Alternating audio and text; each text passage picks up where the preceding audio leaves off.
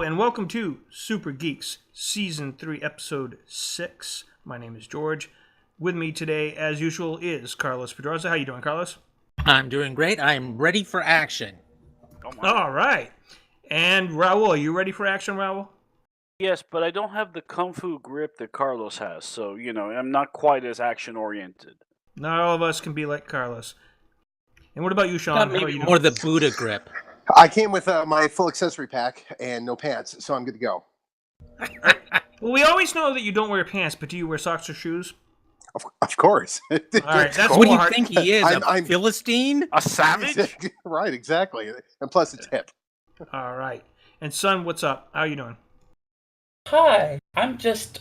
I come with goddess powers. Well, we knew that. What type? The type that is your imagination. Oh, man. Oh. She'd tell you, but then she'd have to smite you. I feel like a brony now, This is true. watching the show. Jesus. But does she come with accessory packs? That's I what was I going want to to say know. accessory packs, but I was like, no, it sounds too much like an action figure. No. we already did the I'm- action figure joke. I am one of those very minimalist goddesses. I don't even have like the little tiara or anything. I don't have any of that stuff. I really don't think goddesses wear tiaras. I think that's just humans that do that. It's just She-Ra. And She-Ra. And She-Ra, Yeah, but the original She-Ra was a goddess. Yeah, well, she was a goddess, right? all right, well, if you're going to talk canon, I guess you're right. Canon for She-Ra. Yeah. Oh my lord! And I'm sure that there's lore geeks for She-Ra. I'm sure. Well, we've talked She-Ra enough because it's not really worth talking about like more than one time, which we did. So, anyways, so Well, thank you for discarding my feelings, George. Thank you. you're welcome. Actually, They're very pretty feelings, Raul. It's Very actually But now we have butterfly topics style to go feelings. yeah, Raul. This is the adults are speaking now. You have the lowercase r. Wow. Okay. Well, he has a Okay, lowercase r in his name, Let's so just you know. let's just move on. He knows I'm kidding. I hope. So our first topic. You know I'm kidding, right, Raul? Yes. All right. The first topic is Netflix dropped The Umbrella Academy, which is based off of a comic series that's actually still going. In fact, the next volume comes out in August of this year. And it is a story that was inspired by the Doom Patrol, which makes more sense now that when I read that today because it has a lot of similarities. We'll talk about that. But it also debuted the same day as the Doom Patrol. And How weird is that? that is kind of written in the stars. But the Umbrella Academy is hopefully going to be a more than one season trick. And I absolutely loved it. I only started reading. I actually went to my local comic store after they announced that it was coming and saw the first trailer to read it in the comic store and be cheap, not have to pay for it because I read it in the comic store and the guy doesn't care. So I was cheap bastard. I know. I looked at it like I was going to the library. I just didn't check the book out. You're not at the library, though. You're in a business. It's capitalism, sir. I still bought a few things. That made them feel all right. Socialist. I bought a couple of comics. I just Well, didn't buy- let's jump into it, shall we? Right. So I thought it was awesome. I know that many of us for half an hour. I know. I know that many of us have seen it. I saw the whole first season. In fact, I saw the last 3 episodes second viewing. But let's start. Let's just go in order, like of who's in TeamSpeak. Carlos, how far along did you get, and what did you think? I'm about halfway through episode 4, Okay. and so far, I'm loving it. As you should. Good taste. Good taste. Any specific strike out to you as far as the style? I love the style and the actors. Oh yeah, I mean it's very well cast, I like that too. they don't do a lot of exposition. When they do, it's pretty quick and to the point and dramatic, and then the story just keeps moving. So I respect that. The production design is amazing. Especially the I dance love stuff. the kid who plays 5. Yep. He's brilliant. Like, I don't know how old he is. He's probably like 18, but yeah, I've loved him. I absolutely love when they do those cutaways to you see like a dollhouse cutaway. They do that multiple times throughout this series, by the way. Once in a library. The very first time they do it is awesome. Classic. It's an awesome scene. I know the soundtrack to this they're already saying is going to sell out. It's Well, that's what I commented first in our group is yeah, that, you did. You mentioned that the music was incredible. Whoever does the John Foza, something like that. I can't remember his name. But he's the music director of the show, and it is amazing. Are you talking about their original music or the ones that they play? Both, They both reused? actually. Oh, okay. Both is fantastic. I do love those. I just love those dollhouse cutaways where you see everybody in each room doing their little dance to whatever, and that gets revisited a few times in the future, Carlos. I think maybe by the one you've seen, I'm not sure. I've seen it at least one more time so far. So I'm liking describing this to people. I think I described this to Sean the other day as the X-Men on meth. Well, they did base it off the Doom Patrol, which I'll talk about in a second. But that's again from the creator that created the X-Men, started the Doom Patrol first. So this all connects between the three genres. You got the X-Men, Doom Patrol, and this one, Umbrella Academy. They do have some connective tissue, so it does make sense that you have that feeling of the misfits in a mansion with a mentor doing their thing. Ellen Page, by the way, For me, everybody, I've always kept hearing, she's so awesome, she's so awesome. Never really was sold on anything I've seen her in, but everybody seems to keep raving about her. In this one, yeah, there's something about her performance, about the I haven't gotten far enough for whatever the big thing is with her, and there has to be a big thing with her. Oh, there is, yeah. But I know it's coming. I can tell it's coming. And she's just walking through it just the right way. I'm loving her. I despise that Ellen Page looks so damn young and I look so damn old. That is not fair. Not fair. Well, some people regenerate a little better than others. She's Canadian. Oh, yeah, That's it. That's it right there. Being Canadian takes 10 years off your life. I'm telling you right there. Yeah. It's all the salad and seafood. And sex. And Raul, I know you saw at least the third episode, right? Fourth. All right. So you've seen just finished as many my as. fourth. All right, you and Carlos are on yeah. the same. I would say my favorite casting is so far is Cha-Cha, one of the assassins. In Mary J. Blige. Mary J. Blige. For the win. Yeah, when I saw her name in the credits, I was like, who the hell would she be playing? And then, And Cha-Cha. And what's the other guy named? They are Hazel. Cha-Cha and Hazel. Hazel, right. And that's Cameron And Britton he's like a from, poor man's Mindhunter. John Goodman. Well, she was in Mindhunters too, from what I read, right? Yes. Oh no, dude! But Raul, did you watch Mindhunter? No, I didn't. Is it good? Okay, it's an outstanding series, and he is the absolute standout in that entire series. Wow. He's got he's episodes. good in this. He's good in this. He's incredible. I didn't even realize it was the same guy until you mentioned it, Sean. Right, because that's how much he transformed himself into that role. I mean, as Edward, he plays Edward Kemper, who's a notorious killer. And in the show Mindhunter, a real life killer, and his presence on screen is just terrifying. It's the best way I can describe it. It gives you chills. I mean, it's how good his performance. Yeah, it really does. By the way, I looked up. They haven't announced a release date for season 2 of Mindhunter. They haven't even. But they're saying it'll be probably mid 2019. So just a few more months. Cross fingers. Oh, excited. They finished shooting it. So is it on Netflix? Yes, it's on Netflix. Yeah, it's on Netflix Netflix. I'll probably check it out. It's David Fincher directed it, and Netflix renewed it for a second season before the first episode even dropped. I will go so far as to say that out of all the years that I've been subscribing to Netflix and watching their streaming series, Mindhunter is by far my favorite. It is so well done, and it is so terrifying and so suspenseful. And it's based on real life events. Have you seen Damages yet? I watched Damages from the beginning. You're talking about Glenn Close? All right, let's get back to Umbrella Academy. Raul, do you have anything more you want to say before we ask Sean? Yes, because I haven't talked yet. Right. You said you like the music, but keep going. Yes, but one of the things I would like to say too is that it's obvious to me that he took the creator took a lot of inspiration from Watchmen. Well, I could see some of that. Yeah. The group getting back together and the flashbacks, I could see that. The flashbacks, the style, the way the story is told, the menace of the mystery is very heavy, a lot heavier than in I would say. And not getting the exposition like Carlos said. Yes, absolutely. Yeah, I can see And those. we can move on to Sean. I don't have that much to say. Oh, if you remember something, you can always pop back up. Yeah. So, Sean, how far did you finish the whole first season like I did, right?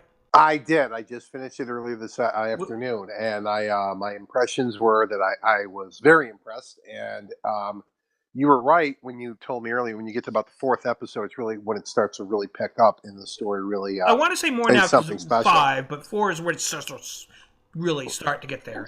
That's really the beginning, and the first few episodes are a bit just kind of like a bit of a very slight backstory. They do have a small pacing issue, but otherwise it's awesome. For the first 3 episodes, I agree. Right, but the thing about it is that it's funny because the show feels like that we're jumping into like the middle of a fourth or fifth season. Yeah, like we're in the middle, like we're in the middle of something that's been going on for years. Let me say that this sorry, Sean, 1 second. This series does not have the first season curse at all. No, a lot of critics whatsoever. are noticing that this is for their freshman year. This is a good start. This was like I said, it's not just like the fact that the story feels like we've missed a whole bunch, but it's also a matter of that it feels like it's in its at its high point right now. The stride that it's in. Yeah. And I thoroughly enjoyed it. I totally agree with Carl. 5 was boy. 5 was my favorite character of the whole thing. I mean, that kid. And they haven't even seen his true arc develop yet. It gets so good later. Sure, I imagine. I mean, there's so much to tell over those 4 decades. Well, no, what I mean is you've seen past episode 4 like I have, and you know how things are going to develop. Oh, I see what you're saying. I see what you're saying. Well, here, yeah. And the thing is that it's like you're watching this kid, and I don't know if you ever watch Orphan Black? You know what it reminds me? But of course. Well, it's sort of like Travelers with that one character who is the older person in a younger body. Well, more than that, though. What I was going to get at is that when I watch Orphan Black, I never think that I think the name Tatiana Marcel or whatever her name is. I never think she's playing that. I never think it's her when she's playing opposite herself. I think she's so convincing in those multiple roles. It never even occurs to me that it's the same actress playing them because she does so well. With this kid, I never once think that he's not a 55-year-old man, and even though he's clearly in his mid-teens. He has just the way his presence on the screen. He comes off as just being exactly who he's supposed to portray, and of course, at the end of the day, I don't think it's very surprising to anyone when I say this. This isn't really much of a spoiler, but the story really does kind of center on the least likely character, as it were. So, but yeah, I think anyone who watched the first few episodes will correctly guess that she's not a nobody, like the father kept saying. Right, exactly. And the thing is that what I picked up on this is like so the styles of this were so cleverly done. Like I was saying earlier, I picked up on like a lot of Dirk Gently, Preacher, series of unfortunate events, that type of style. And of course, what I loved about this show is the use of color. And this is it's an odd observation, but the show's very colorful. Oh my god, I never thought about that. Like when they do the flashbacks, they're more colorful than the present. Yeah, and it's just like a lot of times it's oversaturated, which is nice, and it makes it warms up the whole scene. And then and it's just it's like a sepia type, right? And there's a scene where there is it's all black and white except for the one shirt that's got all this color in it. You know what I'm talking about. Yeah. Others don't, but it's really a great series all around. But the question I have that I'm just like I've been waiting for somebody to say, are we going to talk about the fucking monkey? I mean. Is anybody going to talk about that? What is going on? He's not a monkey. He's a chimpanzee. All right, I'll tell you what the comic origin is. It's not a spoiler. All right, I'll tell you what the comic origin of the monkey is. His name is Pogo. Pogo. I'll tell you what the comic. I really rather you not. It's not a spoiler. It's because they may never bring it up because that's fine. But I don't want to know. George, I don't want to know. I agree. I think I agree. I just. It's true. I don't think I want to know either. I mean, I probably will get around to reading the comic, but I like to you can take just it on its own merits. I just like the fact that there's a talking chimp. And did we mention- With a British accent. I was being sarcastic, and he's very refined too. Not only that, well, but the CGI is as good as Planet of the Apes. Yeah, the thing I'd like to mention is that it's an unusual choice for that particular ape because chimpanzees are extremely aggressive and they're on Earth. they're angry. That's why it's hard not to talk about this. Okay, go ahead. There's so much more to them, and it's like they may never get to this in the show. Well, here's the thing. My biggest issue of this show is that by the end of it, it ends on a cliffhanger. And it normally wouldn't bother me, but it's like, here's the problem with this: is that you feel like you're in the middle of this storyline, and now you just went through 10 episodes in 2 days. Come on, you can't best of both worlds this. Well, this is a little bit more. Best of both worlds. That was a 3-month hiatus. We're talking about a year or more before we see this show again. Maybe, that's the whole point. It's the middle of a story, and you're like, to be continued. You know what show really has done that to me on Netflix? The OA. I don't know if you guys have seen that, but not yet. Oh my God, you need to see that. Wait a minute. I did start watching that. All right, don't change subjects. Okay, never mind. We'll come back. I got about 5 episodes into that. Anyway, we'll talk later, Carlos. Son, did you ever get a chance to watch any of The Umbrella? No, I've been watching the one superhero series that's been around since 2013. The Adventures of the Superhero Nobody Wants. Florida Man! Okay. Florida Man. Before we change subjects, I want to say... Makes all the headlines. So I was doing a lot of research today, because I was curious if they even mentioned, like, do they think there's going to be a season 2 of this Umbrella Academy? I feel there will be. The reaction to this It's gotten good reviews. It's getting a lot of hits. Crazy on social media. It's trending. And here's the thing. The interesting thing is that there's a comparison being made by the author himself of the comics to George R.R. Martin with the Game of Thrones, because he's been working tightly with Netflix. It isn't just Netflix; it's some other company too. But Netflix, he was working with them. They were like George R.R. Martin's relationship with HBO.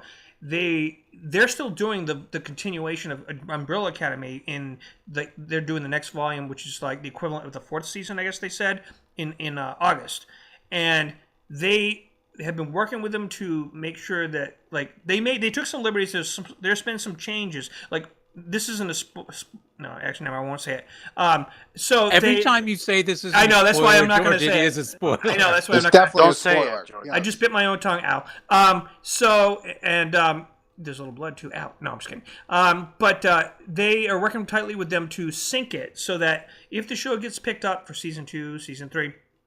They want to stay ahead of the show, so the show has that material to draw on to do their interpretation. And they don't expect them to do it exactly the same, but they want it to be as close as possible. And the show does too. So they were talking about this, and the author said, "Well, here's the thing: if they get picked up for season 2 and 3, we are projecting ourselves to doing volume 4, which is like season 4 by August, and then Volume 5 by this date and Volume 6 by this date." But they said, theoretically, though, sometimes we get way behind, like by almost a year. It depends on the publishing, everything that's going on. And he goes, and it is theoretically possible that if Netflix, it's a hit and they keep going season 2, season 3, that eventually they may surpass where we're at with the actual comic volumes. And they already talked about this. And he said, if that happens, which is really possible, they're going to hand the manuscripts for their planned future volumes to Netflix so that they can use that as a guideline so that they can go forward. So, like you said, what they basically have done with Game of Thrones, because Game of Thrones, the books have stopped. Because George R. R. Martin couldn't get his shit. I mean, couldn't finish that book before they caught up. So then he started deciding, okay, we'll work together and kind of work side by side on this. I guess is what I heard him say. Like he said, okay, I can't get this done in time. You guys are moving faster than I can write. And I'm going to just tell you what I have in mind. You can tell me what you want to do to interpret that. And we'll agree. Yes, I'm sure we can talk about that in detail as we get closer to our Game of Thrones show. You should mention who the author is, George. He's the lead singer, I believe, of My Chemical Romance. I think you're right. That is so cool. Yeah. Yeah, absolutely. Yeah. I did not know that. Oh, one last thing I want to make a mention of. Diego is the only person of color in the actual comics. Everyone else is white, and they're perfectly... This came out in like 2015, I think. No, it was earlier than that. But they don't have a problem with the diversity liberties that they took with some of the cast members. But I'm just saying there is a difference, like anything, with one media versus the other. But, what are you going to do? So some liberties were taken. Celebrate it. That's what we'll do. Yeah, we will, because I have to tell you that the first rule in adaptation is you owe nothing to the original. So it's good. You pick out the best parts, but you should not be a slave to the source material. Right. And the author appears to be very aware of that. He doesn't. Yeah, and it really makes it very easy to do with this, considering that they're all adopted. So it's so easy. It's so. And it easy makes more sense, to be honest with you. To be more diverse. If the guy had to travel around the world picking up random children from random people, why would it 7 out of 43? They're all Eurocentric. Yeah, it was 7 out of 4. But he probably tried for more. If he could. Yeah, he tried for more, for sure. The others in the back lore of this universe, and there was a couple of name drops that you guys wouldn't be aware of unless you read them, is that it is suggested with name drops that the canon is being intact as far as there's 43 of them. 7 of them are the ones we've seen. The others are out there. They became their own superheroes or villains. And there's a character in I think episode 7. I'm not going to get into detail, but he does name drop one of the characters that we haven't, that are from that extra. So that means that is being used. It was set on screen, so I'm just saying it's lore. Wouldn't it be really funny if there were some of them that were just completely mundane superheroes or supervillains? It's possible. Like you have think about it. Klaus's power is that's no good in a fight.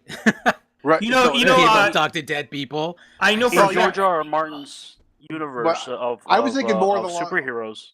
I was thinking more of all the lines of the meter maid, she can make your tolls rise. I mean, really. Well, what I was gonna say was in George R. R. Martin's universe, there's a classification for those type of people. I'm not talking Game of Thrones. I'm talking the original series he wrote, which is Wild Cards. All right, let's change. That might be coming. Go ahead, Ronald. George, don't cut me off. Well, I have to because we're running out of time for the subject. But how come everybody else gets to talk? No, that's why I said. Then I stopped myself and I said, "Go ahead, finish." Okay. The classification for that, because it's based on suits of cards. The classifications, and aces are your Superman, and jokers are your mutants. And there's a classification called deuce, which means you can move a quarter across the table really slow. And stuff like that. Oh, yeah. There was actually a series on Sci-Fi that was supposed to come out. I don't know if it actually piloted or what. It was called 3 Inches, and this guy's superpower was literally that he can move things 3 inches. That's like something else. But it ended up being a really powerful superpower once he figured out how to use it in very creative ways. I don't remember the name of the show, but it was a great show. There was another character in that show who could control milk. Which sounds really stupid, but dude, you'd be surprised what milk, he should have been called the Lactomancer. If you can control milk, do you realize how many people's guts you could explode? Exactly. Hey, I got a question for you, Raul. Since you did mention something in the chat earlier today. You said there was the only complaint you had from watching the first episode at that point was their portrayal of Hispanics. Does that opinion still stand into fourth episode? A little bit in terms of the way that Diego is a hothead and kind of to our Latin stereotypes. I'm not a big fan of that. I would like to see. But do you feel it changed by the fourth episode, or it's still the same? I think it was more. I think he has more depth for sure. I never said that he didn't have depth. I just think that in sci-fi, Hispanics don't get a fair break. They get classified as one thing, and that's it. It rubs me the wrong way, and I still feel that way about Diego. Still, but I'm not done. I'm only at 4. He is a more character. Maybe next week we can finish it up. Finish. That's a good idea. Follow up. Yep. And then we can do a follow up because I'd really like to talk about how it turns out. Yeah, I'd like. To I'd love to have a spoiler inclusive discussion about this. Yeah, when you guys, and this, except for the kind of spoilers George tells. Yeah. Yeah. The not spoilers. In this, I can tell you everything about Pogo, but I won't. Thank you. Good. All right. I'm only gonna because I'm the only one. I think Carlos. No. You haven't seen. No, not about this. No, I'm moving do it. subjects. Don't do it. Talk about Doom Okay. Patrol. I'm going to mention that. I'm keeping this one short because I don't think anyone else has seen it, right? Carlos, did you ever watch it? Sean? No, I've not seen it yet. Although I'm looking forward to seeing Brendan Fraser. I'm only going to say it in a non-spoiler way. Yeah, you're going to see Brendan Fraser's ass. I'll spoil Have you that. seen Gods and Monsters, Carlos? Oh, no. Yes. It's fantastic. I mean, Fantastic movie. yes, I have. Doom Patrol has a don't lot of fangirl sex too and a much. lot of nudity, and that was surprised me because even Titans only had a little bit. DC Universe isn't holding back. Brendan Fraser's ass is flapping away as he's banging people. So this is. I'm just letting you guys know. Flapping away. Don't let your kids watch this. I hope it's not flapping, because that... It actually was kind of flabby, and people were talking about that. But... That just means harsh. loose cheeks. That just means loose cheeks. Yeah, I'm not going to lie. I'm not even The exaggerating. kind of there was less some flabbage. God and more monster. I mean, he He could be considered a Swamp Thing. I mean, he's got. If you know Brendan Fraser's backstory about his problems in Thank Hollywood, you for laughing, Raul. he got hurt really bad as a stunt in the stunts for the Mummy, the last one they made, the one with the Chinese mummy there, and he got hurt really bad, and it messed his life up really, and it stopped him from acting for years, and he's barely been able to get back into the industry, and so he wasn't working out, and it kind of shows in this flashback, but hey, if you still might be happy with it, but this is a little sex, a little nudity in flashbacks, but it's very similar to Umbrella Academy, how it does the flash forward flashback as they flesh out the origin of each of the Doom Patrol members in this, and it's off to a great start. It's really a wacky show, and I like the contradiction.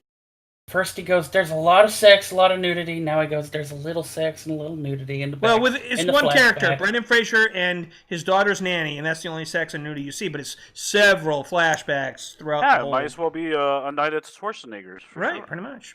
Ouch. I still love that joke, Raul. I cannot begin to I tell was you going to how tell it again. sir. Keep telling it. It's Great, fantastic. yeah, great. It's going to be very interesting, and it's connected to the universe of Titans, and they do some Easter eggs that have to do with the Justice League. Cyborg hasn't come into the show yet; he's coming in later. But To be honest, if they want to do a really weird series, a weird coterie... This is supposed to be pretty weird. it's No, Raul. There's have a a better- donkey that farts Chinese cookie type messages I into have the one air. better. I have one better. I'm not I'm even in. exaggerating. Fuck that. I'm in. Take all my I money. have one better. Oh, It's God. called The Invisibles. It came out from Vertigo. I know in what you're the talking about. mid-90s. Yeah. It is fantastic. It is an awesome conspiracy-laden theory kind of universe, and if they bring that to TV, forget it. Forget it. Okay, Everything but else is until gonna... then, what we have in Doom Patrol is you've got a donkey that literally farts green Fortune gas cookie. out of his ass into the sky, and it says a fortune cookie wise thing that makes them go, huh. And it's going to be a recurring theme for the whole series. You know sorry, what? Have I'm you sorry, seen- but have I you got seen- I got quiet a little bit there because I had to go sign up for DC Universe right now. So that's sorry about that. I kind of spoiled it a He little bit was because that's sold. like He was sold on the farting fortune cookie donkey. Or- the yeah, farting it- fortune it- cookie donkey is part of the Bendis run. I forget the guy's first name. He's the one that did a lot of Michael Ryan. But Yeah, all Michael I'm Bendis. seeing is They're seen using Donkey his from run. Shrek. That's what I'm seeing. Well, they're using Michael J. Bendis' run of Doom Patrol, which is Or considered talk the about a house of ideas. the wackiest interpretation of the famous group. And small spoiler, Donkey comes out in the middle of the street. They don't know where he's coming from. He's just there. He looks at them. He sticks his butt up in the air. Green fart gas comes out, and you hear a fart. And then, as the mist hits the sky, it says this amazing, wise fortune cookie message to help them out. I'm not gonna say what it is. That part I'll leave unspoiled. But It says, and in the morning, I'm making waffles. and from what I heard, and in the comics, I didn't even know about that donkey. But in the comics, it's gonna be a recurring thing that he's going to show up. Yeah, I can't imagine a farting donkey of wisdom is a Superhero. one-time thing. Right. We need Yeah, that. We need. He's it in like the our lives, Yoda of the DC universe, but he's a farting donkey. You've already sold me, George. All right. All right, you got one new I'm so subscriber, in. George, for DC Universe. Yeah. And I won't even get into Crazy Jane Michelle? because she's Crazy Jane, 64 personalities, and she has a superpower for each of the personalities. So it's pretty awesome. Sounds like Dial H for Hero, but even crazier. Dial H for Hero would make a great series. That's exactly what I I was love thinking that when you said that. comic. Especially It was that issue great. where It was a classic. where the guy turns into a girl with lightning powers by accident. Yeah. You can't find it to get it back. Can't and then, come back. Right, Can't that come was back. awesome. Yeah, no, actually, it was a great concept for a Yeah, thing. it was. And then the people wrote in to talk about. It was like heroes they wanted to Twilight make. Zone meets DC. Yeah, and with like nice DC, like the Shazam DC, right? They were Right. always kind of on the side of good. Dude, seriously, they I mean? need to make a Dial H for Hero TV series or something. That would be incredible. I think agree. we should get on it, George. I agree. And so let's move on a little bit. But yeah, so I think I've sold it to Sean, and hopefully you guys check it out. Remember, you get a 30-day free trial. DC That's Universe. exactly what I'm going to I'm be. I thought it was just a week with them. No, if you haven't signed up yet, you get 30 days. Sweet. Yeah. So you could catch up with Titans and the first couple. That's episodes. the plan. Yeah. Now's the best time. Yep, I'm in. All right. So Star Trek is getting a kids show on Nickelodeon. Oh Lord. What? Not the for hell? sure. Oh, it's but looking they're in like talks. It, it's looking like it. Well, they were in talks. know- Yeah. The thing about bringing Star Trek to young audiences is that there's a lot of big concepts in Star Trek, especially now, the modern Star Trek. I don't know how they're gonna bring it to children without. Well, of course they're making going to it be able. dumb. I was course 6 they when I can. started watching. No, I was Yeah. 3 when I started watching Star Trek: The Original Series. Hell, you So can even tell the story of Worf when he Yeah, was a but kid. it was the original series, Carlos. yeah, but my point is that it was still something that appealed to very young children. So Irrelevant, there is right. plenty within I that am being, franchise I am being that a will jerk. work I with am young being a children. jerk. I totally admit. We still don't know the time period of Well- either of the animated series or any of that stuff. I will say, as a parent, that I mean, you guys know that I've been indoctrinating my children with Trek since before they were in the womb. I've been Some playing might this say for brainwashed. decades. How did they understand it, Sean? That's a Well, good here- Because question. you're going to give Chris more credit. Because here's the thing: when they're little kids, and I think this was discussed. If you watch film Trekkies, they discuss this. When the kids are really little, they like the spaceships, they like the colors, they like all the exciting stuff from the show, the adventure stuff. The older they get, the more you start talking to them about the universal concepts that Star Trek represents. And I talk to my kids about these concepts in their daily lives, like things such as people with different ideas, people from different races and backgrounds and diversity and all these things that they deal with. This is the thing about it. You got to remember, these kids, the kids deal with this stuff every day when they go to school. Mhm. And so then I we talk about these things and then what will happen is we'll be watching Star Trek and I'll point out how remember that time we were talking about this, and that's exactly what's going on here. And you wouldn't like it if somebody talked about you like that and things like that. I mean, it's small things, but it's all relatable. Kids get it. Believe it. Believe it or not. Data was really, a good example of who could be a model for a kid show thing.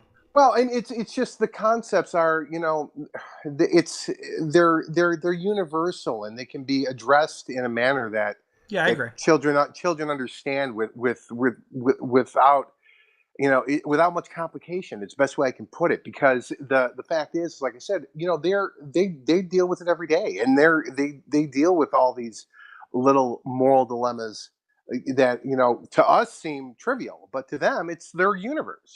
So it all plays together. And Go ahead, sorry.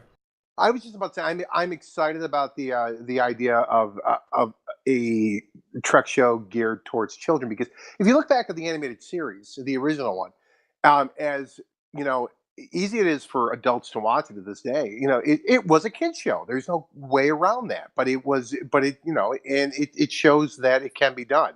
I like the idea of it being on Nick, because it makes it more accessible, even more accessible I love to kids. the Nickelodeon network. They are devoted to children, and They've I already totally proved- do it. Right. And they've already proven they can do it with the new Star Wars Resistance that just came out and did a whole season, well, almost a whole season so far. I've seen some of them.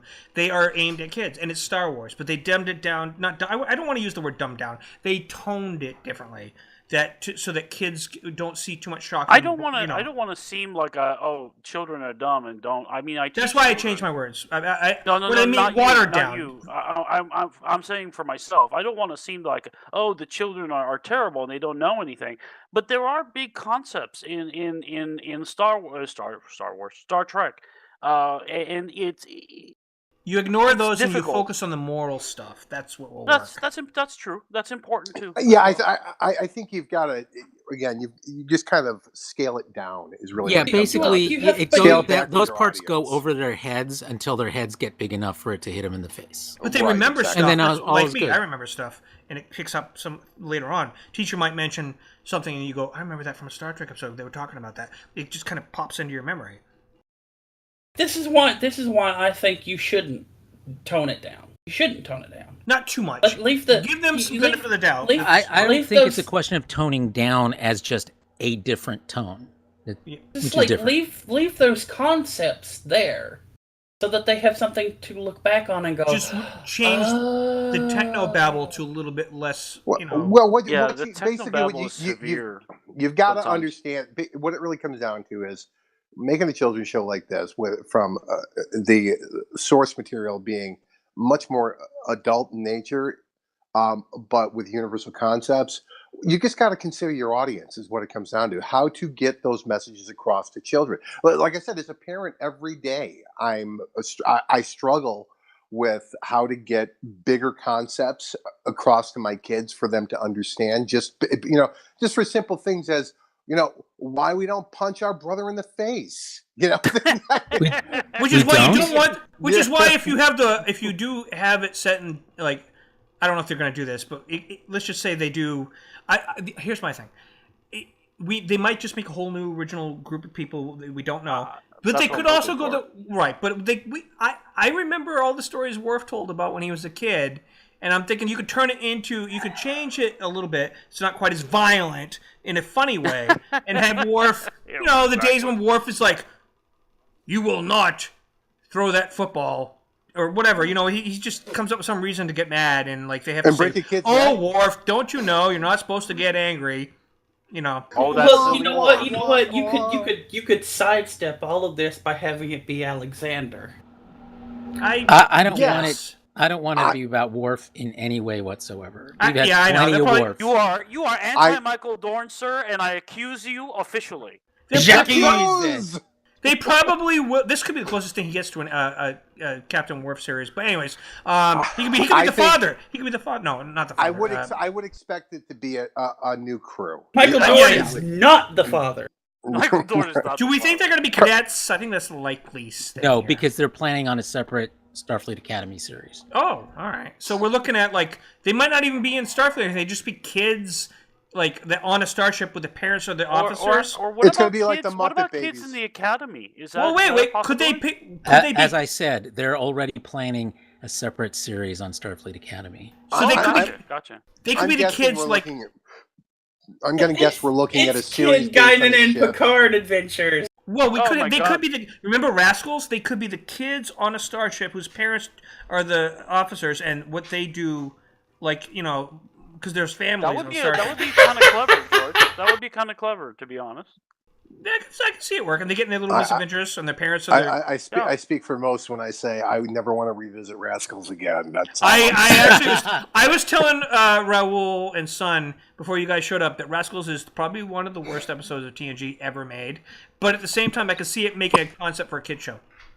I have the littlest cockle of my heart that is devoted to Rascals. I'm sorry. They rehashed yesterday. I'm sorry. I'm not that was disgusting. You said Ferengi. Those Ferengi. Cockle of my heart. It warms the cockles. Yeah, sure. Those Ferengi in a small number like that. I'm not going to get into this. It would take up a whole show. It was ridiculous. The conceit of that episode. No, I'm still rooting for the Child Picard and Guinan adventures. That was fine. Awesome. It's just the way they took the ship so easily. No. Well, here's the thing. Rascals is a play. I talk shit about Rascals, but again, Rascals is kind of like Spock's brain. Not the Little Rascals, folks. We're talking about Star Trek: The Next Generation. No. It's a matter of it's one of those episodes that when you objectively look at it, you go, oh my God, this is so bad. Who came up with this? And then, but it does have a place in my heart as well. It's like you can still enjoy it. The dumbest part about it though is the whole technology involved. It's like, all right, pass the joint. Okay, now how do we make them kids? I got this great idea. I know. All right, let's move on a little bit. Still in the Star Trek theme. If they did make a The Little Rascals, the only thing I can think of is a Human Orion Haters Club. Alfalfa would definitely be.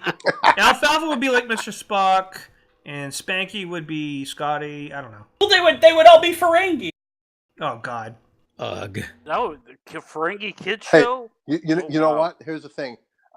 I think like most Star Trek fans, Darla I think Dabo.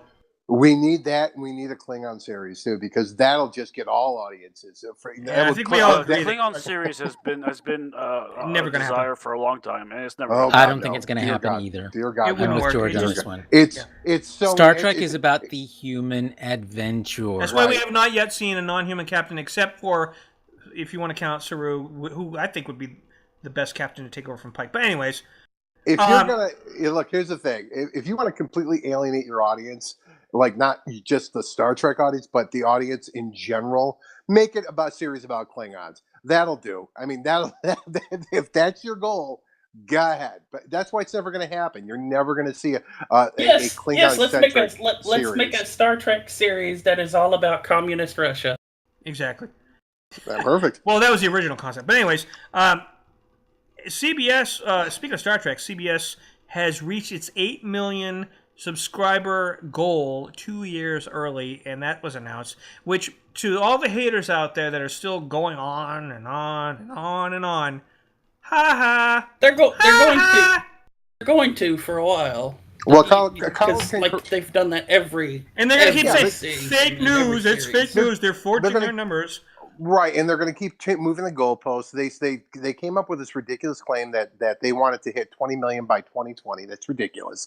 They never said anything of the sort. But here's the thing about it. Carlos can correct me if I'm wrong on this, but that 8 million is for both the Showtime OTT service and CBS All Access. That's Is right. That correct? CBS aggregates the totals because they're both streaming services, so they aggregate the total. What's Showtime OTC? I'm not sure what you mean by that. It's the Showtime app, the OTT, streaming app, like HBO Now. Showtime over the counter.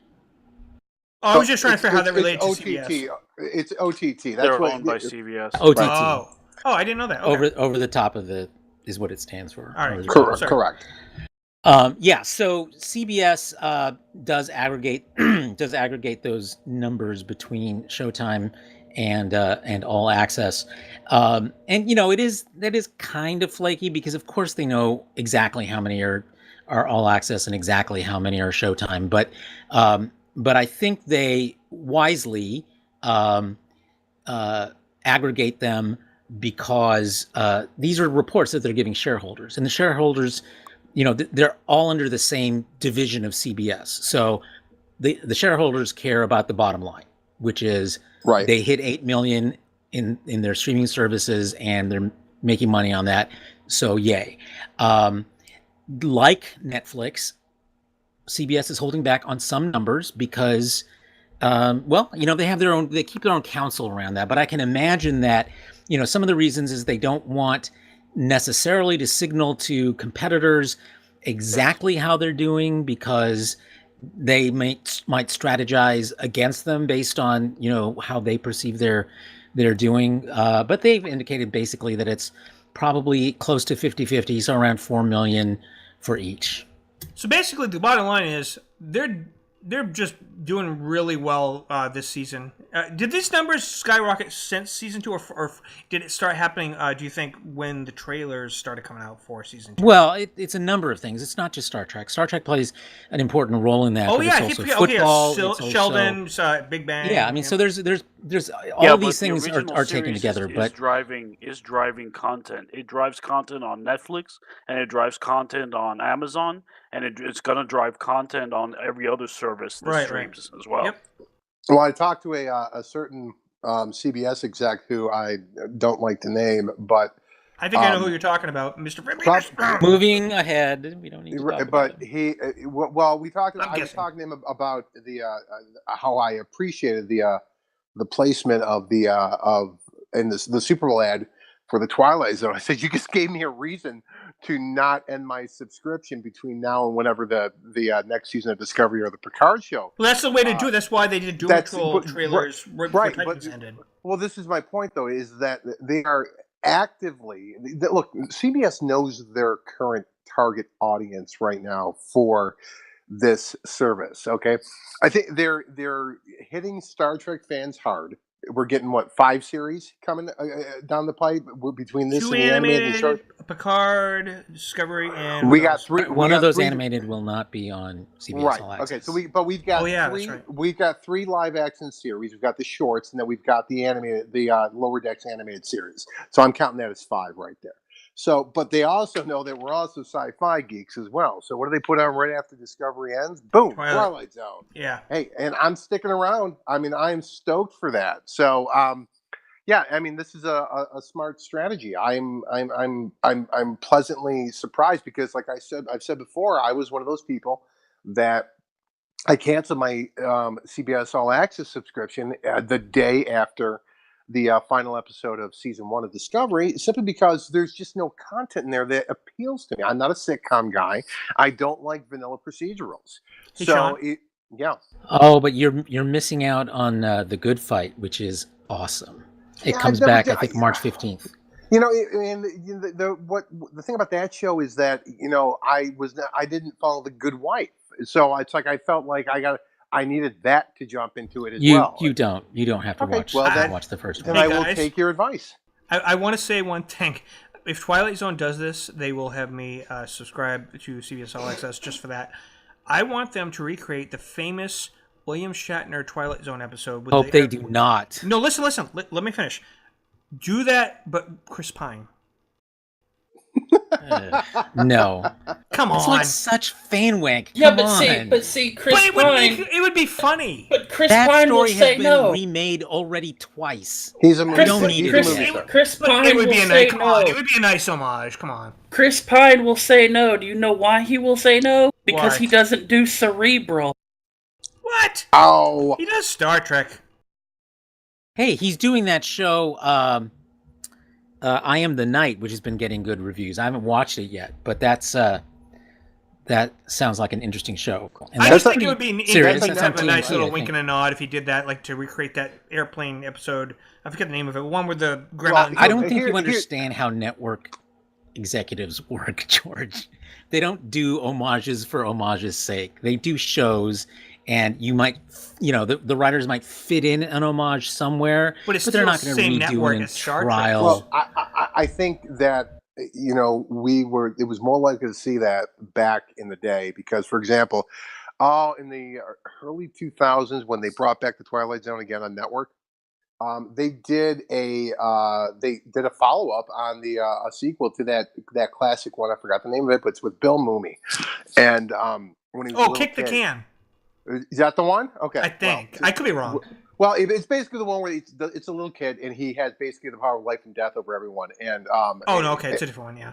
And well, they revisit that, but the thing about that, it's different when you're talking about a network show as opposed to a streaming service show, because a lot of times you'll see gimmick episodes on network just to get an audience, just to spark to be the because they're so ratings driven, which isn't the case on streaming. Exactly, which is why I don't ever expect to see a reprise of a past topic or an episode from this new series on All Access at all. Yeah, I think that's a good point, Sean, because the reality is you're talking about episodes, in the 10 to 13, maybe 14, 15 range, as opposed to like the 22, 23 range that you do on regular broadcast networks. Yeah, they've got so they're not going to waste an episode on an homage. They're just Right. not going to. I'm excited. I've been revisiting. Well, Big Bang is ending. Big Bang Theory is. By the way, when they finally finish Big Bang Theory, I do want to do an episode where we discussed looking back at 12 years. I mean, this is the geekiest you can get talking about Big Bang Theory. You know what I'm saying? I hate this show. I hate that show. It's Well, then hate you that can show. talk about that, and we'll I save hate it. that show as well. You can release your hatred, Sean. Oh, good. I can't. Oh my wait. god, it's one of my greatest shows I ever.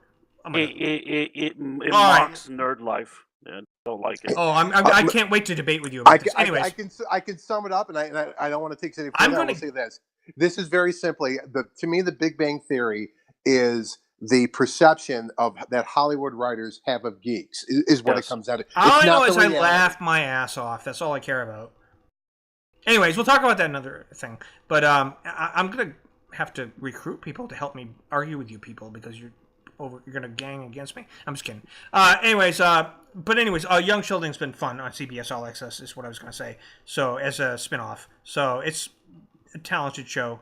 But okay, so we're gonna talk about something now that has been very controversial out there in the world of the community of people who know who Vic Mignogna is. Am I saying his name right? Is it Mignogna? It's Mignonia. Mignonia. Thank you. Mignonia. Want to make sure I was pronouncing his name right. Vic Mignogna is well known for Ruby and other voice acting. He's done what else has he done? He's done Dragon Ball Z as one of the characters, right? He did Broly in Dragon Ball Z. Yeah, and he's done a lot of. He's a famous convention person. He's did Star Trek Continues as Captain Kirk, and he's done a lot of things. Recently, there's been an explosion in the community out there of. I guess it's been building up now for. The complaints have been building up for a long time, about 10 years. But now it's getting to the point where he's been let go from his animated series he was doing, Ruby, and he's been canceled convention after convention after allegations have come forward from numerous sources that he has sexual harassment, improper behavior, and a long list of things. I've met Vic only one time on the GNT show when we did a 24 Hours of GNT special. I did fireball shots along with Nick Manessi, and he was not with me, but he was doing shots too. And me and Ross, former host, he was there too, and we talked a lot with Vic, and it was fun and it was great.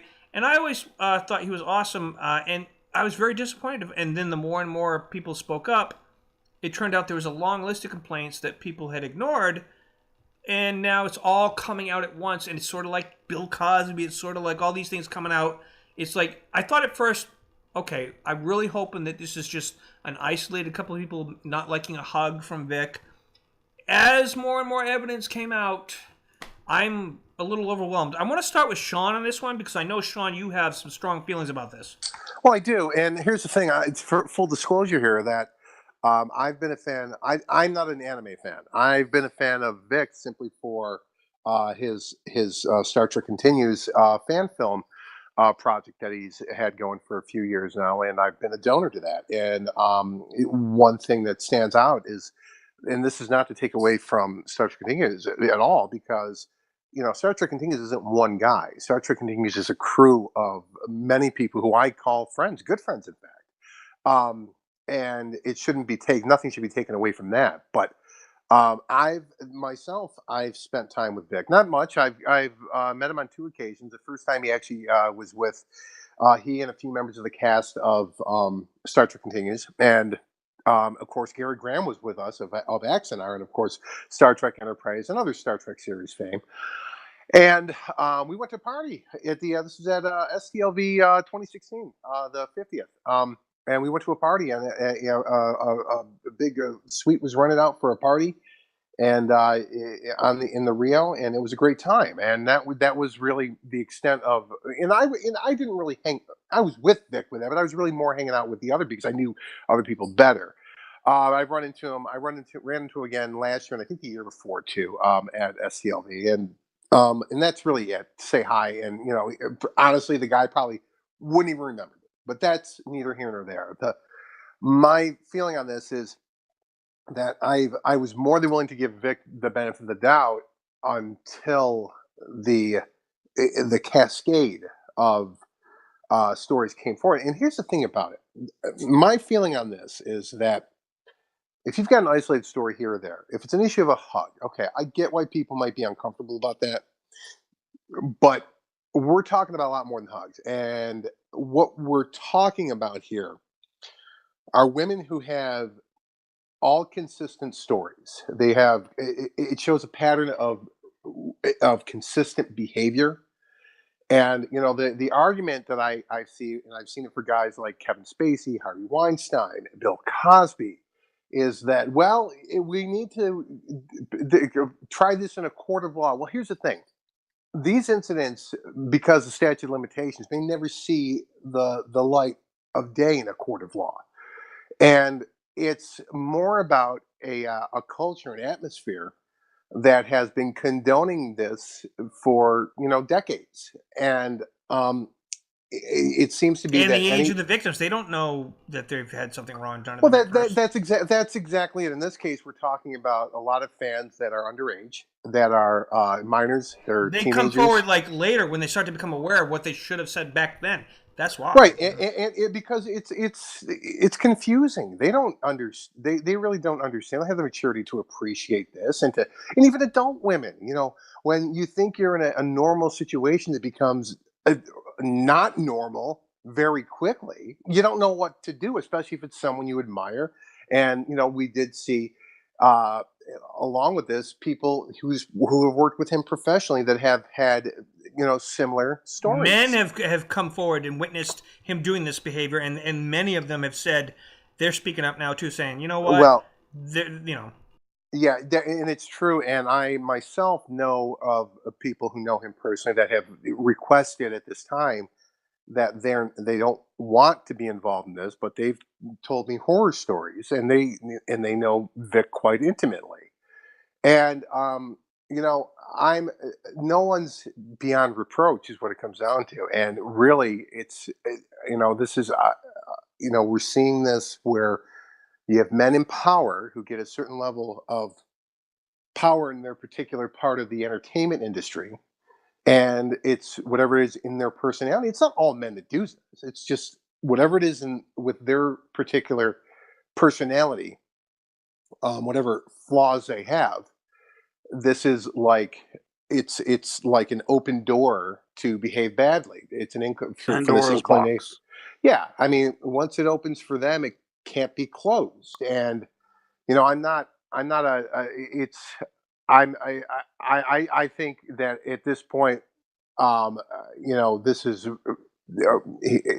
it's clear that there is a basis for these allegations, and it's going to cascade. I think we're going to hear it's going to be even worse and worse for Vic at this point. And hey, that's the chips are going to fall where they're going to fall. It's what it comes down to. absolutely. We're going to keep following this story because it is ongoing. As far as there's a laundry list of allegations, and they go back 10 years. And there's a lot of women that have posted about this on blogs, and people are responding to it now. And they're going. And one woman I watched in a link in one of her threads says, "I haven't talked about this for 10 years, and you guys ripping on me now. It's not like I'm coming out trying to just cash in on this. I get nothing out of coming forward. I talked about this. You guys are responding to a blog. I last made an entry 10 years ago, and now you're ripping on me because you think I have an agenda. This was 10 years ago before even Me Too even existed."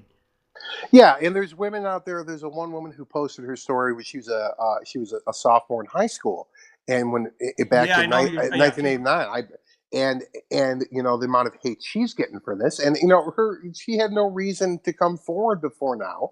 And again, the story is consistent with everything we know, and of course, the hate that these people are getting from these supporters of Vic. And to Vic's credit, he has come out very vocally and condemned that behavior. I will give him credit for that. But again, it's the nasty side of fandom that you're seeing pop up when these type of things happen, and it's quite unfortunate. Carlos, I want to ask your view on this next because I know you have had to tackle people as a reporter. But I know you have some feelings about this too. That what is your take on all this? Well, I come at it from two perspectives. One is I do know Vic. We have worked together in the past, um, and we've stayed in touch. We're not close friends, but we're good acquaintances, I would say. Um, and I worked with him on an episode of Star Trek New Voyages, probably about 10 years ago, close to 10 years ago now, and had a pretty positive experience with him, as many have. And so this is a case of this happening to someone whom I know. So I have that perspective and feelings about that I have to reconcile with with an emerging set of evidence and stories that I don't think it's responsible to ignore. I don't. I mean, I do want to be prudent about not jumping onto bandwagons too quickly, but at the same time, at the same time, I think we do live in a society of toxic masculinity that silences women, especially the younger the woman, the more pressure they feel against them to stay quiet.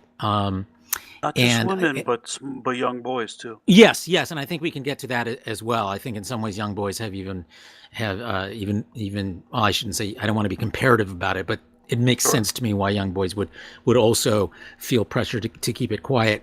But the difference I do think between the two is one just of numbers. This is something that is baked into our society around masculinity that makes many men doubt these kinds of stories. And I can't tell you, and this is the second part that troubles me, is the reactions that I've been reading online from people who are like, there's no evidence. And it's like, I hate to tell you this, but testimony is evidence, number one. And he's not being tried in a court of law. So the whole notion of innocent until proven guilty doesn't apply in the court of public opinion, for good or for ill.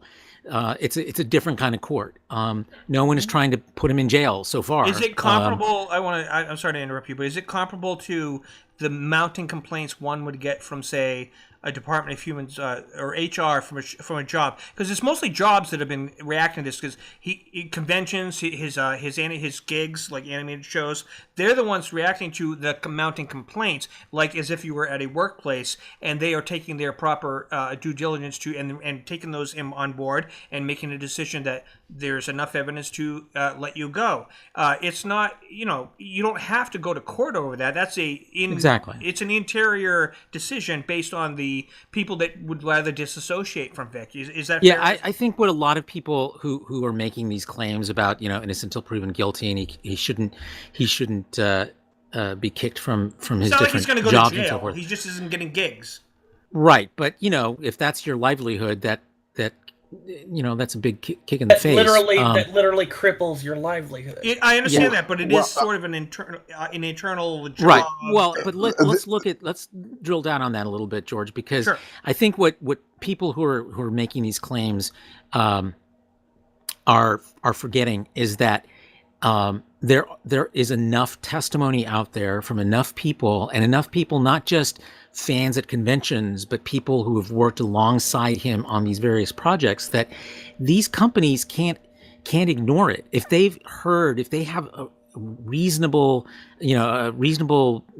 reasons to believe that there's a problem here, if something were to happen in the future, then they could be legally liable because they ignored all of this mounting evidence. So there's an economic reason for them to have to think about the bottom line of their company if they were to retain him in the face of all this mounting evidence. Right, and what I would like to point out is that this short-sighted argument that keeps getting floated out there about the courts, it's the same short-sighted argument, it's the same mindset for people who say that that Roseanne or Phil Robertson, their free speech is being denied because their respected networks fired them. No, that's not how it works.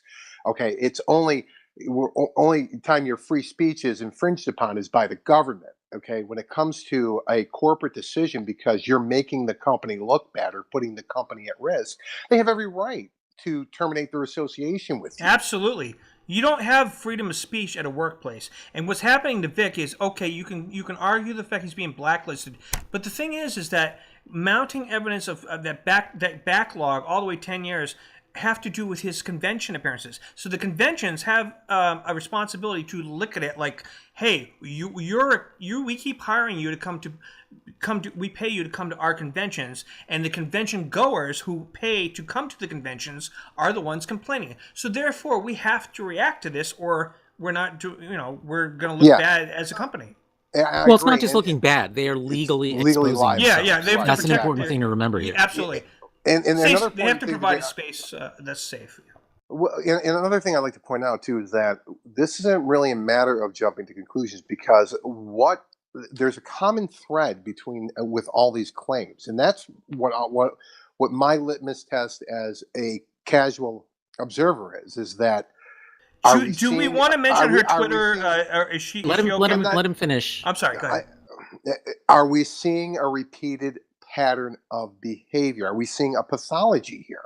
And that's what's most concerning to me. We did with Kevin Spacey, we did with Bill Cosby, we did with Harvey Weinstein, and now, based on all these testimonials, we're seeing it with Vic as well. And it's unfortunate, but it is a reality.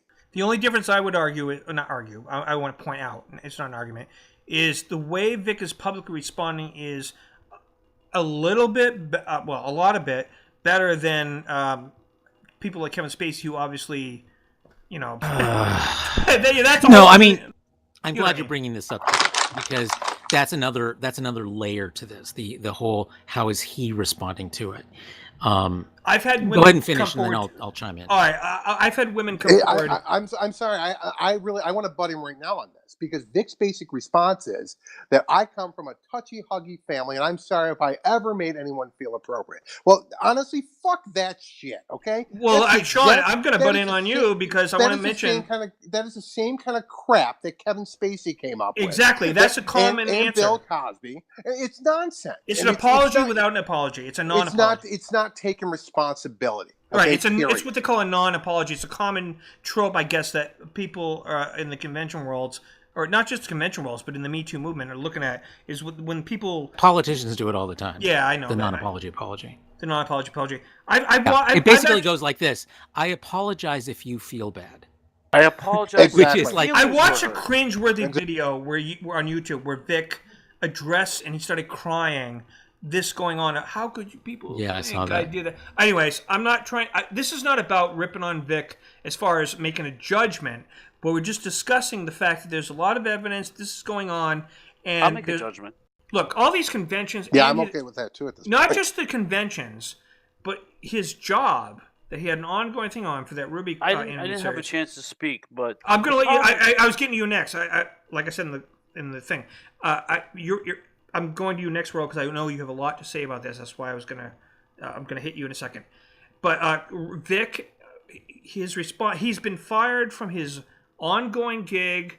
That is a professional thing, and then the conventions are an at-will hire thing that they one by one just drop, and this has been going on for years. Even before this big release of information recently, they were already starting to drop him. So it just mounted to the point where it became newsworthy. And so this is like, should he be tried in court? All the people defending him. Look, the bottom line is that you don't need to go to court over this because he's not going, there's no risk of jail. He's not being sued. He's just being dropped from jobs. He's being blacklisted from, okay, yes, his argument is his livelihood. Well, you know what? He also keeps pointing out how he was thinking about dropping out of doing this to go to ministry is a whole different thing. So I don't think and his ministry backs him up. So I don't really think he's going to be in too bad of a shape at the end of all this. But Raul, I want you to speak up and tell us what you had to say, because I know you had a passionate opinion about this whole general topic.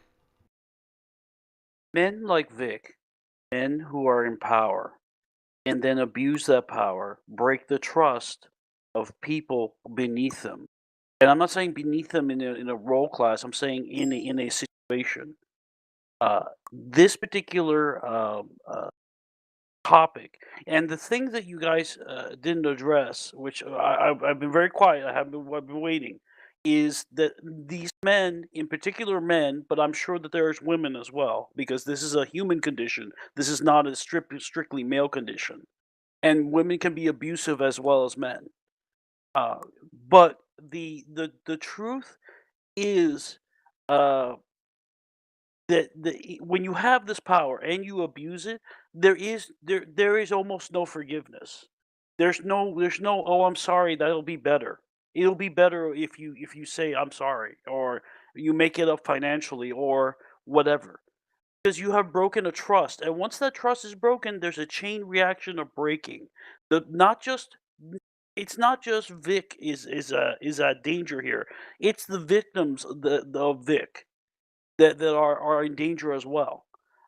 His followers have made that very clear, doxing people, threatening them, making their life hell, on social media. So really, it's a chain reaction of breaking that starts with one person. One person and one person alone holds that power. It's the person doing it, the aggressor. That's what I wanted to say. You're completely right. And whether or not, I mean, people have come. So when we were going to talk about this, I talked to a few people who've been through this, not with Vic personally necessarily, but in general. There's been a lot. This has been the thing, the convention mob, the mentality. I sort of, I asked them. I say, well, what have you experienced? You know, things like that. And some of them, most of them won't come on. Even the ones who've talked to Vic. I think Sean, someone told you that too. They're like, people don't want to get involved. Now, there's the thing. You don't have to take sides. Doesn't mean, unless you're personally affected by it, that doesn't mean you have to take sides. Some people just don't want to get involved unless it becomes overwhelming. The thing with the Vic situation is that we're hearing a lot of testimony. Like, there are a lot of testimonies. And, you know, Arthur Conan Doyle said something like, I'm going to misquote it. I'm going to paraphrase it. Something about, like, along the lines of, in court, like, if there's too much coincidence, or too much coincidence becomes, I don't remember the exact quote, but it's like when there's too much coincidental testimony. How about this? When you eliminate the impossible, whatever remains, no matter how improbable, must be the truth. That's a good one, but this had something to do with the fact that when there are too many coincidences, too many circumstantial things, it gets too crazy. It's like it has to be something there. A better reference would be how many grains of sand make a pile. Yeah, that's actually a good comparison. But when you get an overwhelming amount of testimony that goes back 10 years, and this is before, everybody keeps going, oh, it's the Me Too thing. You know, they're just trying to jump on that bandwagon. It's not a bandwagon. It's a matter of women are finally starting to feel like they have a voice. And so many men have come forward and told me, not me, they didn't reach out to me, like I've seen it, and then I've talked to some people and said, oh, let me tell you what I've seen firsthand, how he treated. I mean, seriously, yeah, I'm not. Look, yeah. Sean, you've heard these stories too.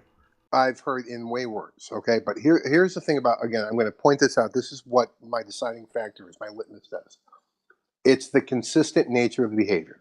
It's the consistent MO. Okay, the game plan, as it were. That I keep hearing the same types of things over and over and over again. And, you know, and of course, I know people that very close to Vic that have firsthand knowledge and have dealt with this firsthand. So but this goes. It's like Raul said. You know, you're in a position of power, and you've broken a trust, and that can't be unbroken. And what bothers me about the statements by Vic is that under no circumstances, no matter what you say, is there any scenario where you should come off as sounding like you're the victim? And that's what I'm seeing him doing. Especially that video, yeah. And that's what others have done as well in this situation. His best bet, and this is just me personally being objective about this, his best bet is to just shut up. Shut up and go away. Yeah. And go away. Right. And hopefully figure out a way to salvage whatever you have, a little left you have of your career after all of this. Figure something out, but just don't say another word about it. And he has kind of been doing that, except for the videos. Oh, I found that except for those videos, which are a I big know. deal. They were the worst because it was one thing to say something in text, but you see his face, and he had like a panel of like 5 people listening to him in the video, and most of them were women. But he tried to get in front of it when it first came out a month ago. He tried to get in front of it with this statement, and the thing about it is that his statement, I don't even think he realized it. He brought more attention to the story with that statement than the story had. He gave that story more life. Is the thing. And strike sound effect. Well, what my thing about that is, it's like that. It's when it's a pathology here. It's like guys like this, they don't seem to realize that you're not making it better. You're just making yourself look worse. Yeah. I found the Sherlock Holmes quote: "Circumstantial evidence is a very tricky thing. It may seem to point very straight to one thing, but if you shift your own point of view a little, you may find it pointing in an equally uncompromising manner to something entirely different." I'm not sure how that relates to this. I was just about to say, I'm not sure how that applies. I found it and I was excited, but then I'm reading it, I'm like, eh. Anyways, yeah. Thank you, George. Yeah, so yeah, see, for me, I thought, yeah, I had a little hero worship of Vic, not as much as James Collier, haha. No, not haha, but, we talked about this on a former episode, because he's motherfucking Elvis. Anyways. But it's the thing about it. Look, I have a ton of respect for the body of work of Kevin Spacey and Bill Cosby. Oh, and that's a good point you're about to bring up. Sorry, go ahead. Yeah, so it's like, we have to separate the what we enjoyed about their art from who they are as people. It's disappointing, yeah, but it's life. I mean, I'm not. Really, I'm going to disagree a little bit with you there, Sean, because I think it's easy to be able to say to think that you can so easily separate an artist from his art, but a person's art comes from who they are, and so it's hard to, like, I myself. Well, I couldn't watch another episode of the Cosby Show again. It just I completely the way this came out then that was the point I was getting to. What I meant to say is really when it comes down to what we had in the past from that. I'm the same way. I've got a collection of probably about 5 or 6 films with Kevin Spacey in my collection. I'll never watch again. I can't even watch 7 again, and that really just pisses me off. I actually have a personal connection to Kevin Spacey. But that's my point, though, is here that it's like, these people, yes, they gave us great entertainment, but at the end of the day, they very well may be monsters. And my more point was that we need to realize that, okay, and separate it from that level, because I'm the same way. I can't enjoy any of this anymore, knowing what these people have been involved in. When I went back in about, I think it was 2003, whatever year it was that he made this movie, Kevin Spacey, my ex-wife's cousin was an artist who he ended up becoming the person that draws all the concept art for one of Kevin Spacey's movies. It was whatever the movie was he did with Glenn Close back in that time frame. I don't remember, but I remember what happened. I met him, and I at the time he was awesome. Obviously this all came out years later. So like Vic, it's like. Everybody was proud. Oh, this Jonathan. His name is Jonathan. He's introduced us to Kevin Spacey, an actor, and we're in Maine. He was like, we met him, and it was awesome. And then years later, you find out this happened, and I'm sure everybody that has met people like Bill Cosby and everybody else are going to have the same feelings. Like that, how do we react to, I have their collections, and how do I separate the character they played on the screen and the art that they created, or if it was a musician or somebody that did something horrible, like say a musician you loved murdered their wife in a drug haze or something, do you suddenly not like their music? That's a really Yes. hard question. Yes, that's I exactly I think what you have do. to. I think you have to go with what you feel. I mean, I you either can or you can't. And I there's think, no wrong answer. I don't think there's a right I- answer to that. I don't. you know, although people may challenge you to justify it, and honestly, if someone said to me, well, I'm still enjoying the Cosby Show, I would probably challenge them on it. I'm like, you're sort of blinding yourself to something if you're continuing No more. to But there's watch other it. actors. Okay, but Carlos, my argument with that is that Can there are I- other can I speak? actors. Or- You or can. just- Yeah, go ahead. But putting one more dollar, somebody like Woody, what's his name? Director that slept with his. Oh, Woody Harrelson. Woody, no, that's No. Woody. Woody Allen. Yeah, Woody Allen. Woody Allen. Yeah, I'm sorry. If somebody asked me to go see a Woody Allen movie, I would literally say I'm not putting one more dollar in that man's bank But there's account. other And people in that production. it doesn't matter. Those How about people are Roman equally Polanski? comparable. You Or know, Roman how- Polanski. I don't Here- see Roman Polanski movies. Okay, I understand what you're saying, and I totally respect your feeling on that. But my argument when it comes to a movie versus like a song a guitarist would play is there are multiple actors and production crew that were involved. And not they know what just- they're doing. They know what they're doing. Yes. No, at the that- time, Not- it happened. not of always, this but- comes No, out- Carla. a lot of this comes. Can I Irene just- Rowell. Yeah, a lot of this comes out years ahead of what people knew way back when. Okay, but you're talking like overlapping. I'm talking like the earlier days before it comes out of an actor, or let's say like the crew of the Cosby Show during that whole era. They had no clue what was going on. They didn't. The kids, The black community knew for years, George. Oh my God. Okay, this could drag on for a long time. My point is, people yeah. are going to feel differently about this, and these are good conversations to have. Yeah. Even if we end up not agreeing, it's better that we talk about this stuff than not talk about this stuff. Yes, I agree. Because we all need to be sensitized to these issues. We're going to probably come to some different conclusions. I mean, as I've been challenged a few times online about why haven't I been more vocal about condemning Vic or whatever, and it's like my feeling is there are no winners here. No one is a winner. Right, because he goes down or because the victims have come forward. I mean, everyone loses in this.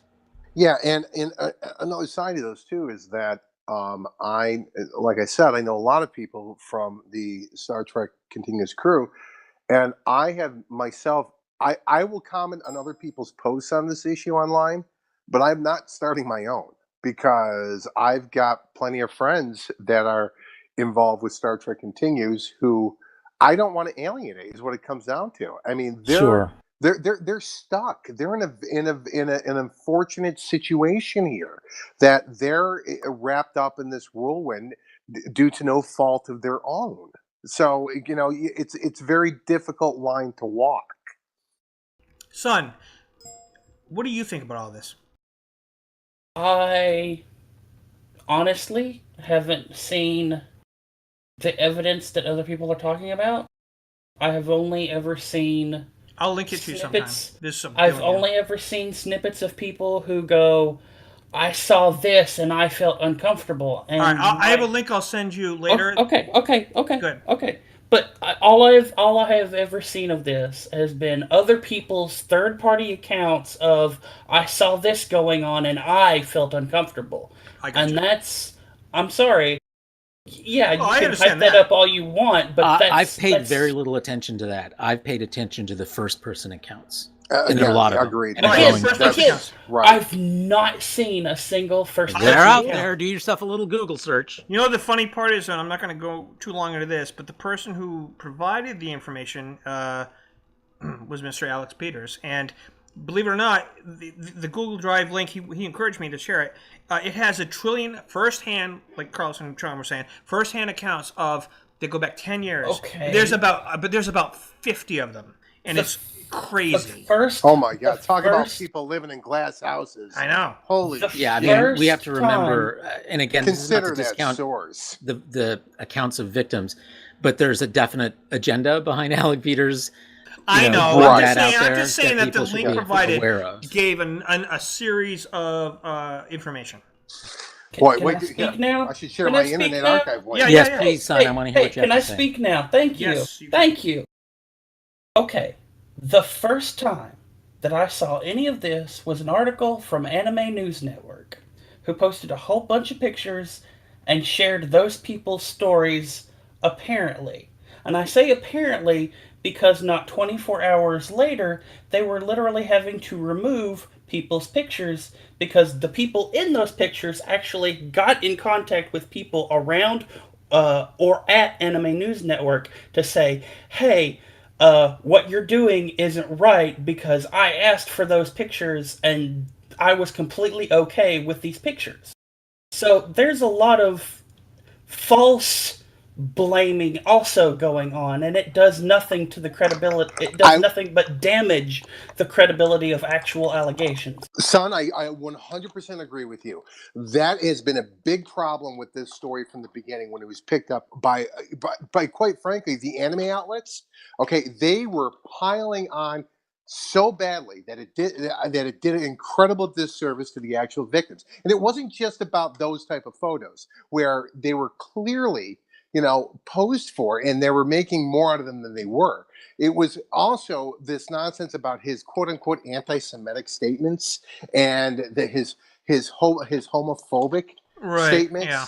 I mean, it was piling on. Okay, and it did a disservice to the actual victims. And you're right. What happens in these situations is when these outlets try to pile on for whatever notoriety they can get to sensationalize these stories, they make people go, well, if that's not true, if that's not accurate, if that's sensationalized, what else is sensationalized? It blankets the whole, right, and I get a big problem with that too. I totally agree with you on that.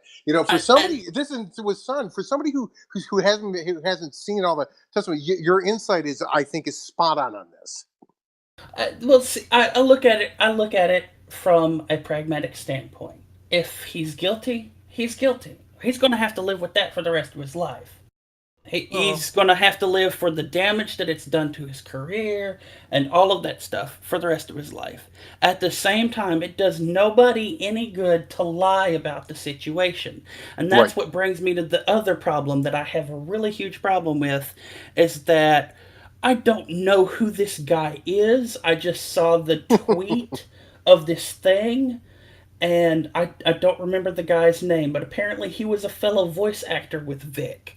And they were supposedly at a convention and were hyping up the crowd, and Vic jumped on his back, and now he claims that he was sexually assaulted by Vic's crotch. His fellow voice actress on RWBY came forward too, and people are saying she's just trying to take over his position or something. Yeah, I saw the thing about the guy complaining, and I watched the video, and I'm going, what the hell? I mean, it was horseplay. It was foolishness. And he's sitting there going, well, I had Vic's junk rubbed up against my neck. He was wearing James, dude. Chill out. Yeah. I mean, well, here's the thing, though. Those stories don't discredit the other victims. I mean, the real victims. And they shouldn't discredit the real victims. They're just irrelevant. They're beside the point. They're tangential. So I hear them, I'm like, fine, whatever, you don't count. But there are plenty of other accounts that are that have a lot of credibility, come from credible people that we should pay attention to, and we shouldn't ignore simply because irrelevant people have chimed in. Right, but here's the problem with that, Carlos. It's not, and I totally agree with you on that, but the problem we have is that it gives fodder to those people that would dismiss these claims outright. Absolutely, and they've got these big. They're always the loudest people on social media. We see it with everything. It's like, it reminds me of, I always tell people, when you're talking about Trump, okay, don't make shit up about Trump. There's plenty to have a problem with Trump without making shit up, because all that does is give fodder to the diehard when he says Trump false supporters. Yeah, exactly. It's like a joke Dayton Ward made today on Facebook. He said Saturday Night Live should just not stop making up skits. Just use the actual factual news as your skit, and then have Trump come forward and say, see, they're faking my stuff, because it's not. They're not. You don't need to fake it. He gives plenty of his own material for them to use. So it's the same idea, what you just said. Yeah, I mean, in principle, Carlos is absolutely correct. They are irrelevant. but it gives fodder to these people but that again, would yeah, with their own agenda. That's the problem. That's the problem. Again, this is why people go back to. This is why you have the people that go back to the it should be tried in court, because shit like this that's actual false stuff carries weight in a court of public opinion. You have to privately sue those people for disparagement and things like that. You can't, or whatever the term is. But no, you could legally sue Vic if you think you've been sexually assaulted. Oh, I thought you meant the other way around. Vic is suing the other people. His followers, by the way, I took one day last week. And I was like bored. Well, I wasn't bored. I just had an agenda. I looked through all the YouTube channels where people are like support Vic and versus the people that are, fire Vic or whatever the term is, the hashtag. And Kick Vic. Yeah, Kick Vic. I got to tell you, the pro Vic people are going out of their way to troll anybody and everything that says anything about Vic. Our show is probably going to get trolled. I'm just letting you know. They're going to perceive this as an anti-Vic, even though we're just reporting. They're going to attack us if they see anything that represents. I honestly don't give a shit. I don't either. I'm just saying. At this point, we talked about whether we were ready for this, and I said I don't. Hey, let me tell you point, something. I've gotten trolled by Reese Watkins and Alec Peters, and so John have I. Clay. When I did that Batman animated thing, I can handle this crowd. I had 500 haters like commenting nonstop when I did that Batman animated thing where he was trolling Axonar and all that. At this point, I have one huge criticism for all the Vic defenders on YouTube. Or victim. Stop mocking the people who you're quoting, because that destroys your argument. Yep, it's a common theme. They're doing like a locust swarm type tactic. Attack and try to discredit everybody that tries to post something. No, it's not even that. It's that they will quote somebody and they will go, they'll make up a voice for quoting that person. Oh, I see. Oh well, I felt that this made me very uncomfortable. And then they'll continue talking like normal as they try to disprove anything. And it's like, stop doing that. If you believe you have a solid argument, just present the quote as normal. Making up voices for this shit discredits your argument. This is a good topic, and we're going to keep following the news because there's always going to be more coming out on this. Let's wrap it up here, but we started the conversation, and we will continue the conversation as needed. I have a feeling that obviously there's going to be more and more information that will come out later, and we'll just keep an eye on it and see what happens. It's worth talking about because it's not just about us bashing Vic.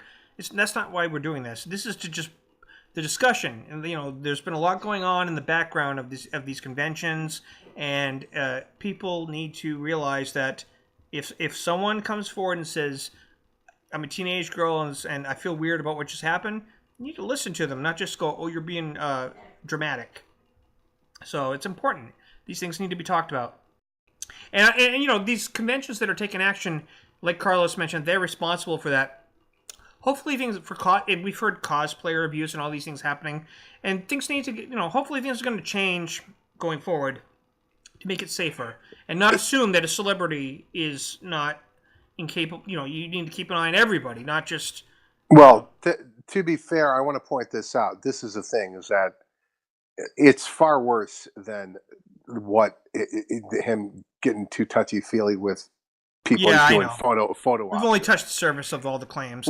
Right, exactly. And I read that one woman's account of her childhood and all that. But I want, as a grown man, I'm 43 years old, and I can't imagine, going up to a kid, somebody's child like that, and posing like that with somebody's kid. Okay, yeah, I get it. I get that they're in anime and they're at the convention, everything hides out. But I think even if it's not, if nothing illegal is done, it's certainly, a lot of this seems inappropriate. Even if these girls say, "Well, wait a minute, take these photos down," I was fine with them at the time they were taken. That's not I raised really, a teenage.